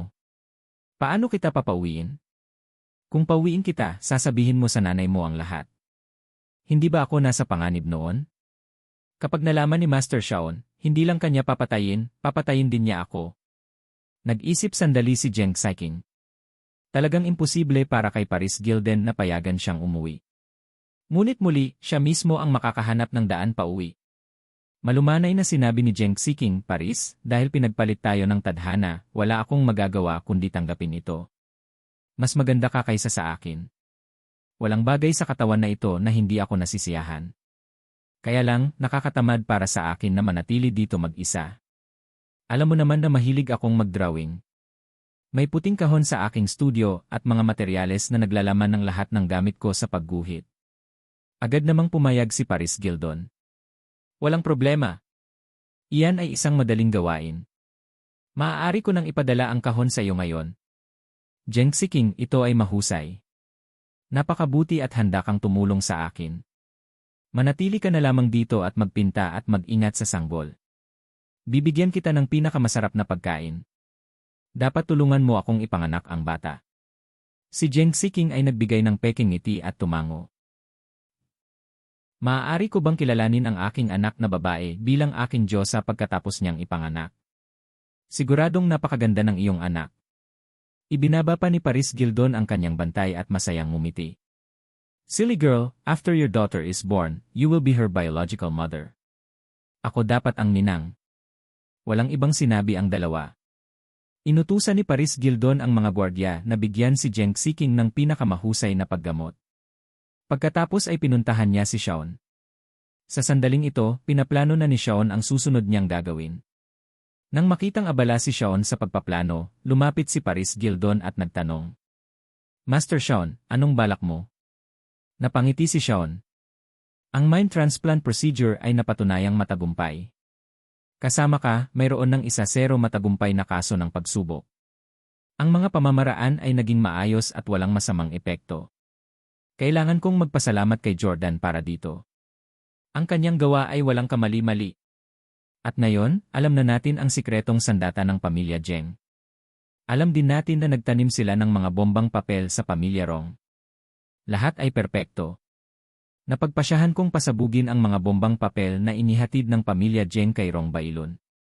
Kapag nag-away ang dalawang pamilya, papasok ako at huhulihin si Rong Bailon para kumpletuhin ang pamamaraan ng mind transplant kasama niya. Alam ni Paris Gildon na ito ang palaging pangarap ni Shaon. Pinuri niya ito at tinanong. Ngunit paano natin papasabog ang mga bombang papel? Ang tanging nakakaalam kung paano gawin ito ay si Madam Jeng. At marahil ang kanyang anak. Kailangan ba nating harapin si Madam Jeng? Umiling si Shaon. Napakatalino ng matandang iyon. Magsimula muna tayo sa kanyang anak na si Jeng Weilun. Bumalik ka ngayon sa tirahan ni Jeng. Tulungan mo akong akitin si Jeng Weilun sa lugar na ito. Makalipas ang ilang oras, mabilis na naglakad si Paris Gildon sa bayan kung saan nakatira ang pamilya Jeng. Hello, Ms. Siking. Napakaganda ni Ms. Siking ngayon. Pupunta ka ba ulit sa studio? Ang kagalang-galang na Ms. Siking. Kahapon, tinanong ng asawa ko kung gusto mo kaming bisitahin, kung kailan maginhawa para sayo. Si Paris Gildon ay nasa katawan ni Jeng Siking ngayon, kaya marami sa mga karaniwang tao ang nagkusa na batiin siya habang siya ay naglalakad. Sobrang nasiyahan siya sa pakiramdam na ito ng pagiging maharlika. May ngiti sa labi, pumunta muna si Paris Gildon sa studio at nakita ang puting kahon na binanggit ni Jeng Siking. Kaswal niya itong pinagdaanan.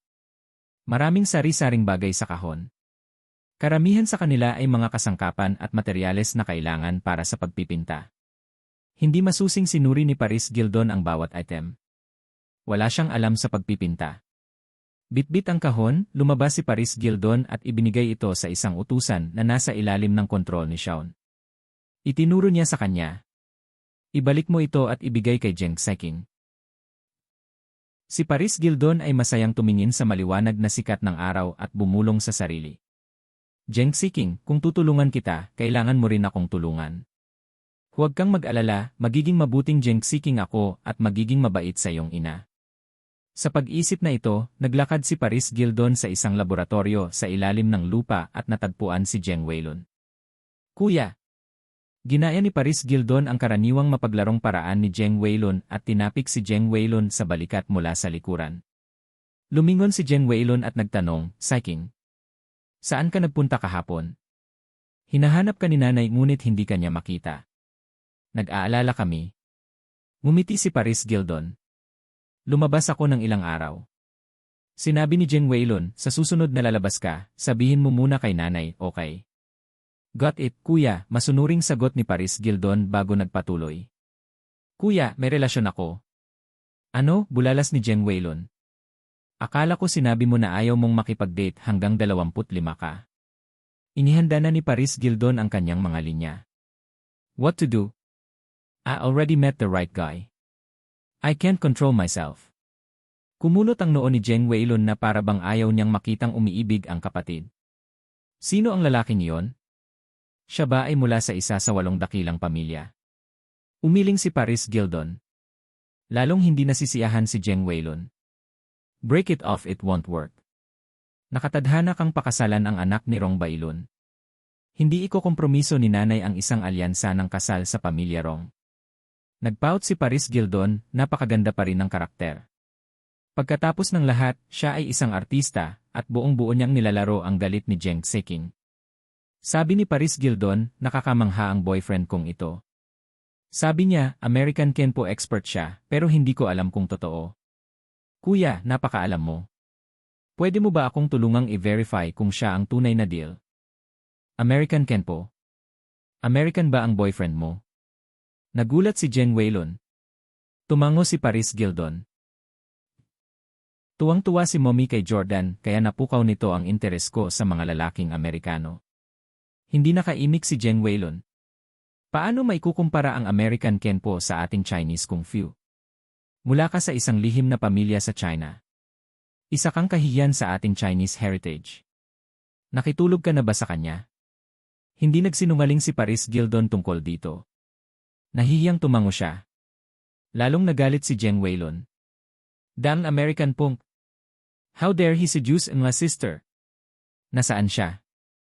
I'll beat this Wistar to death. Tuwang-tuwa si Paris Gildon. Mukhang hindi naman siya naawa sa boyfriend niya. Nasa Miami Beach siya. Di nagtagal, lumipad si Jeng Weilun patungong Miami Beach kasama si Paris Gildon sa kanyang pribadong jet. Maganda ang panahon ngayon at maraming tao sa dalampasigan. Nakapatong sa buhangin ang mga payong na may iba't ibang kulay. Ang mga lalaki at babae ay nakahiga sa ilalim nila, nagsasaya. Mayroon ding mga taong lumalangoy sa dagat o gumagawa ng ilang sea sports. May isang marangyang yete na nakaparada sa kalapit na tubig. Walang nangahas na lumangoy dito. Kuya, nasa yate na yon ang boyfriend ko. Tuwang-tuwang hinatak ni Paris Gildon si Jeng Weilun. Tumango si Jeng Weilun. Let's go. Tuturuan ko ng leksyon ang Wistar na yan. Nagtungo si Jeng Weilun sa yate at sumunod ang kanyang mga bodyguard. Nang makita ito, mabilis na sinabi ni Paris Gildon, Kuya, ordinaryong tao lang siya. Hindi mo naman kailangang magsama ng napakaraming subordinates, di ba? Natatakot ako na matakot siya. Nagtiwala si Jeng Weilun sa kanyang kapatid na babae ng 100%, kaya hindi siya nakabantay. Sige, sumunod kayong dalawa sa akin. Yung iba, maghintay kayo rito. Sumakay sina Jeng Weilun at Paris Gildon sa yate ni Sean, kasama ang 2 bodyguard. Ang yate ay napakalaki at maluho. Naisip ni Jeng Weilun na maraming tao dito. Hindi bababasa, ang taong ito ay dapat magkaroon ng isang grupo ng mga underlings. Siyempre, kahit na ang taong ito ay may 100 alipin, sila ay mga ordinaryong tao lamang at hindi makakasama ni Jeng Weilun. Gayunpaman, pagkatapos sumakay, napagtanto ni Jeng Weilun na walang laman ang yate. Kuya, nasa taas siya. Ginabayan siya ni Paris Gildon sa tuktok ng madali. Sa sandaling ito, nakatayo si Sean habang nasa likod ang kanyang mga kamay. Nakaharap ang likod niya sa pasukan sa itaas na palapag habang nakatingin sa malayong dagat. Nang makita ang kaawa-awang pagtingin sa likod na ito ng isang maliit na lalaki na hindi gaanong nagpamalas ng pagkalalaki, nakaramdam ng matinding galit si Zheng Weilun. Paanong mapapangasawa ng kanyang mahal na kapatid ang gayong tao? Sigaw ni Zheng Weilun kay Shaun, ikaw yung Mistard na nanligaw sa kapatid ko at nag-claim na siya ay isang American Kenpo expert. Yung kumuha ng virginity niya. Ngunit patuloy na hinahangaan ni Shaun ang tanawin at hindi tumugon. Galit na galit si Zheng Weilun. Sagutin mo ako. Hindi mo ba ako naririnig? Si Zheng Weilun ay nakatayo malapit sa lalaki at siya ay nagsasalita ng napakalakas. Medyo kalmado na rin ang hangin at alon. Walang paraan na hindi siya marinig ng lalaki. Dahil dito, alam ni Zheng Weilun na sadyang binabaliwala siya ng lalaki at labis siyang nagalit sa tahasang pagpapakitang ito ng kawalang galang. Si Zheng Weilun ang sinenyasan ang kanyang dalawang tauhan na nagpapahiwatig na sila ay lumapit. Dahil ayaw mong magsalita, hindi kita bibigyan ng pagkakataon. Bugbugin mo siya at itapon sa dagat. Bagamat ang dalawang subordinates ni Zheng Weilun ay mga lalaking kayang talunin ang tig-negatibo 1-0 kalaban, mga baguhan lang sila sa harap ng isang tulad ni Shaun. Lalapit pa lang silang dalawa ay may ginawa si Shaun at nauwi sa laot ang mga lalaki. Ano? Laking gulat ni Zheng Weilun nang makita ang kanyang dalawang may kakayahan na mga sakop na agad na pinatay at itinapon sa dagat. Sino ka ba? Nagpapanik si Zheng Weilun. Dahan-dahang lumingon si Shaun. Zheng, long time no see. Ngumiti ng masama si Shaun. Nagulat si Zheng Weilun nang sa wakas ay nakita niya ang mukha ni Shaun. Ikaw si Shaun. Damn it. Nakilala ni Zheng Weilun si Shaun at alam niya na siya ay lubhang mapanganib na tao. Kahit si Rong Bailun ay itinuring siya bilang isang malaking banta. Agad siyang kumuha ng parang isang kahon ng gum sa kanyang bulsa. Swoosh! Agad na bumaril ang isang dart mula sa kamay ni Shaun na tumama sa kahon ng baril at sa kamay ni Zheng Weilun. Pagkatapos ay dinampot niya ang gum box at tiningnan itong mabuti. Ito dapat ay isang distress signal transmitter, tama? Gusto mong magpadala ng distress signal sa iyong mga subordinates o sa iyong ina, tama? Lalong namutla ang mukha ni Zheng Weilun. Hindi niya inaasahan na marami pang nalalaman si Shaun tungkol sa mga device ng pamilya Zheng. Sa sandaling iyon, alam ni Zheng Weilun noon na hindi siya makakatakas kay Shaun. Tinulak niya si Paris Gildon patungo sa hagdanan. Aray! Hindi na malaya ni Paris Gildon na gagawin niya ito. Hindi pa siya ganap na nakaka-adapt sa bago niyang katawan. Nahulog siya sa hagdan matapos itulak ni Zheng Weilun. Buti na lang at hindi sila masyadong mataas at isang maikling hagdan lang. Bilang resulta, hindi siya nasugatan. Sumigaw si Zheng Weilun, "Seking, tumakbo ka. Umuwi ka at tawagan si nanay para iligtas ako." Ngunit hindi si Paris Gildon ang tunay na Zheng Seking. Hindi niya samantalahin ang pagkakataong ito para makatakas. Galit na galit si Shaun. Hindi siya natinag sa ginawa ni Zheng Weilun na inuuna ang buhay ng kapatid kaysa sa sarili niya, sa halip inis siya nito. Smack! Lumapit si Shaun at sinampal si Zheng Weilun. May problema ka ba? Bakit mo itinulak ang kapatid mo? Paano kung masira ang mukha at binti niya? Tinawag ni Shaun si Paris Gildon. Darling, okay ka lang ba? Tumayo si Paris Gildon at muling umakyat sa hagdan. Okay lang ako, Master Shaun. Dahil sa gulat, sinigawan siya ni Zheng Weilun, "Seking. Bakit ka bumalik?" Si Shaun yun. Papatayin niya tayo. Napangiti si Shaun. Hindi mo na kailangang sumigaw, Weilun. Hindi mo siya kapatid kundi babae ko. Naunawaan kaagad ni Zheng Weilun ang nangyayari. Hindi nakakagulat na naramdaman niyang medyo kakaiba si Seking ngayon. Ang paraan ng pagsasalita niya at ang mga salitang ginamit niya ay hindi masyadong tama. Alam ni Zheng Weilun na magaling si Shaun sa pagkontrol sa mga tao at naisip na kinokontrol na ngayon si Zheng Seking. "Eastard, kinokontrol mo ba ang kapatid ko? Anong gusto mo?" Napangiti si Shaun. To be precise, permanente na ngayon ang isip ng babae ko sa katawan ng kapatid mo. Pero wala nang saysay na ipaliwanag ang lahat ng iyon sa iyo ngayon. Nahuli kita dahil may tanong ako sa iyo. Paano mo papasabog ang mga bombang papel ng pamilya mo sa lugar ni Rong Bailun?